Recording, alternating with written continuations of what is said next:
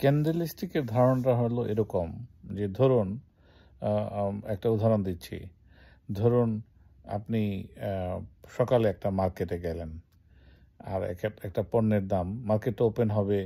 ধরুন আপনি যে কোনো একটা আইটেম কিনবেন।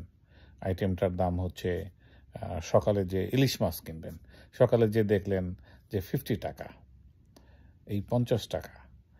আর একেবারে মার্কেট যখন ক্লোজিং হয়ে যাবে তখন দেখলেন এটার প্রাইস হচ্ছে 60 টাকা। তাহলে ওপেনিং প্রাইসটা কি? ওপেনিং প্রাইসটা হচ্ছে 50 আর ক্লোজিং প্রাইসটা হচ্ছে 60। ইন বিটুইন 65ও বিক্রি হতে পারে অথবা 45ও বিক্রি হতে পারে।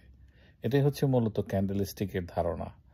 ক্যান্ডেলের বডিটা হচ্ছে, গ্রিন ক্যান্ডেলের বডি হচ্ছে নিচে থেকে ওপেনিং এবং উপরে যেখানে যাবে সেখানে ক্লোজিং।